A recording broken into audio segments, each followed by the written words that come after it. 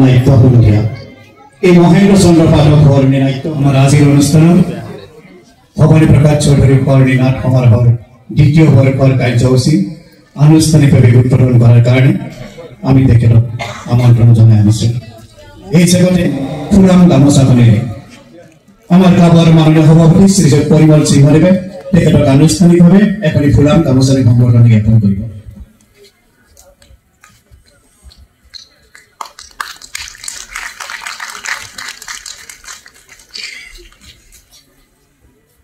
এই জেগতে আমি ক্লাবৰ তৰফৰ পৰা তেখেতক এখন জাতিৰে সম্বৰ্ধনা জ্ঞাপন কৰিবলৈ লৈছোঁ আৰু এটি ফুলৰ থোপা আমি তেখেতলৈ আগবঢ়াম আমাৰ মৰমৰ শ্ৰদ্ধাৰ চিনস্বৰূপে।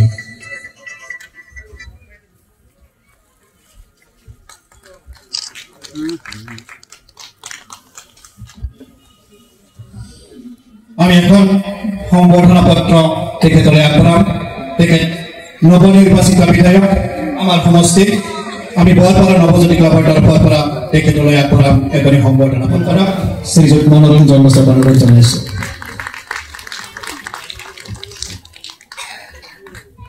এই জেগতে যিগৰাকী মহান ব্যক্তিৰ স্মৰণত আমি আজি এই নাট সমাৰোহখন অনুষ্ঠিত কৰিবলৈ ওলাইছোঁ স্বৰ্গীয় ভবানী প্ৰকাশ চৌধুৰীদেৱ তেখেতৰ পৰিয়ালৰ তৰফৰ পৰাও শ্ৰদ্ধাৰ বিধায়ক মহোদয়াক আনুষ্ঠানিকভাৱে সম্বৰ্ধনা জ্ঞাপন কৰিব ওলাইছে। আমি সম্বৰ্ধনা জ্ঞাপন কৰাৰ কাৰণে স্বৰ্গীয় ভবানী প্ৰকাশ চৌধুৰীদেৱৰ পুত্ৰ বোৱাৰীক অনুৰোধ জনাইছোঁ।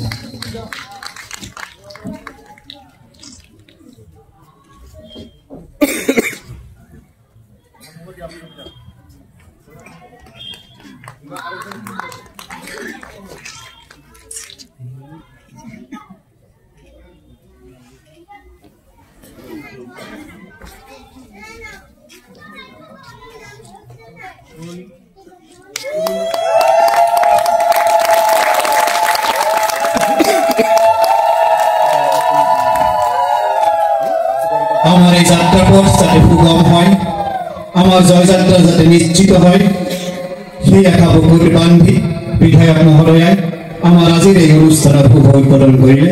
এই ভবানী প্ৰসাদ চৌধুৰী ডাঙৰীয়াৰ শৰণত আৰু নৱজ্যোতি বৰপাৰা নৱজ্যোতি ক্লাবৰ সৌজন্যত অনুষ্ঠিত হোৱা এই নাটক সমাৰোহত উপস্থিত হোৱা মোৰ পৰম শ্ৰদ্ধাৰ নাট্যপ্ৰেমী ৰাইজসকল, শুভাকাংক্ষীসকল আৰু তেওঁৰ এই পুত্ৰ বোৱাৰী সমন্বিতে নৱজ্যোতি ক্লাবৰ সমূহ কৰ্মকৰ্তা মোৰ ফালৰ পৰা আন্তৰিক ধন্যবাদ জনাইছোঁ।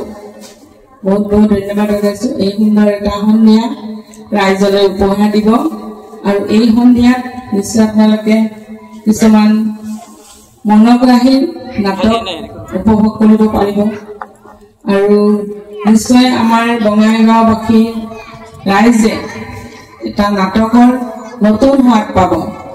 প্ৰত্যেকজন ব্যক্তিৰ জীৱনতে একোখন নাটক লুকাই থাকে আৰু সেই নাটক দেখা নেদেখাৰ মাজত থাকে আৰু সেই নাটক আমি বিভিন্ন চৰিত্ৰৰ মাধ্যমেৰে এই নাটকত প্ৰকাশ কৰা হয় আৰু এই নাটকত আমি 9টা ৰস থকা বুলি সকলোৱে জানে। এই যে নাটকৰ 9টা ৰস থাকে, সেই ৰসসমূহ আমি যিহেতু এই মঞ্চৰ জৰিয়তে আমি উপভোগ কৰিব পাৰিম, গতিকে মই শ্ৰদ্ধা ৰাইজসকলক অনুৰোধ জনাইছোঁ, দৰ্শকসকলক অনুৰোধ জনাইছোঁ আৰু আপোনালোকে এই নাটক উপভোগ কৰি নিশ্চয় উপকৃত হ'ব। উঠি অহা চামে নাটক কৰাৰ কৌশল, নাটক কেনেকৈ কৰিব লাগে, নাটকৰ সংলাপ কেনেধৰণৰ বিভিন্ন ধৰণৰ আইডিয়াবিলাক আজি নিশ্চয় পাব। বাহিৰৰ পৰা নাটক আহিব আৰু আমাৰ বঙাইগাঁও নৱজ্যোতি ক্লাবক ইতিমধ্যে বহুকেইখন নাটক আমাৰ নাট্যপ্ৰেমী ৰাইজলৈ উপহাৰ দিছে।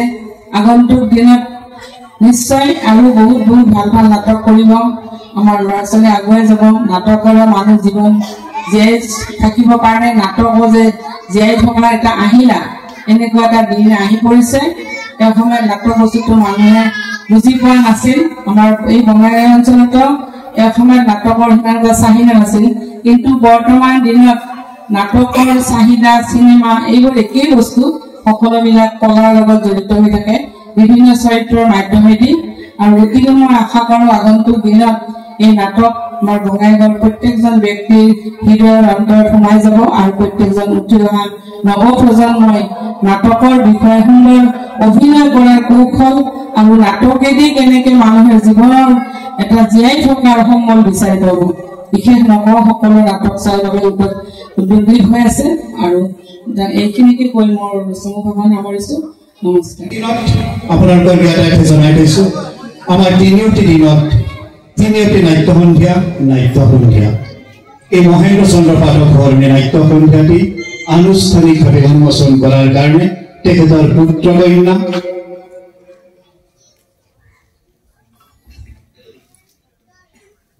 তেখেতৰ কন্যা হিমানী পাঠক আৰু পুত্ৰ অক্লান্ত নাট্যকৰ্মী উমানন্দ পাঠকক বন্তি প্ৰজ্বলনেৰে এই অনুষ্ঠানৰ শুভ উন্মোচন কৰাৰ কাৰণে অনুৰোধ জনাইছো তাৰ আগতে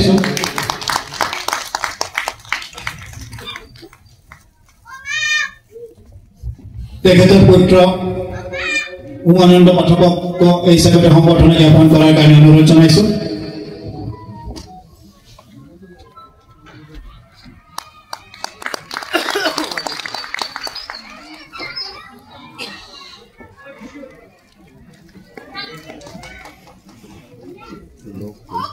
যদি পহৰলৈ যাওঁ মানুহৰ হৃদয়েৰে কটালিয়ে ৰঙা নীলা হালধীয়া হাত বৰণীয়া ললুমুৱাৰ বন্তি জ্বলাও অজ্ঞানতাৰ পোহৰ নাকি জ্ঞানৰ বাটেৰে বাট তুলিবলৈ আমাক পোহৰ লাগে আমাৰ মাজত সেই পোহৰ সঞ্চাৰিত কৰি আমাক জ্ঞানৰ বাটেৰে বাট তুলিবলৈ শ্ৰদ্ধাৰ মহেন্দ্ৰ চন্দ্ৰ পাঠক দেৱৰ পৰিয়ালবৰ্গই উৎসাহিত কৰিছে তেখেতসকলক এই হিচাপতে বৰপাৰা নৱজ্যোতি ক্লাবৰ তৰফৰ পৰা পুনৰবাৰ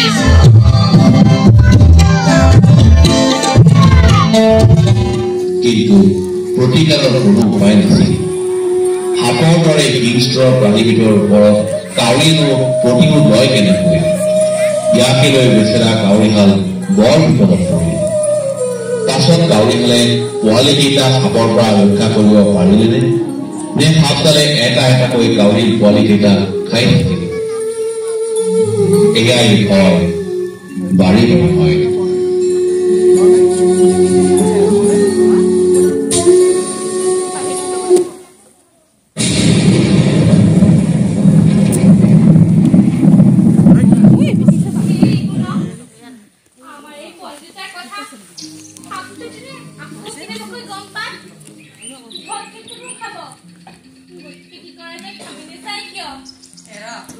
তুমি ঠিকেই কৈছা এইবাৰ কিবা এটা ব্যৱস্থা কৰিব লাগিব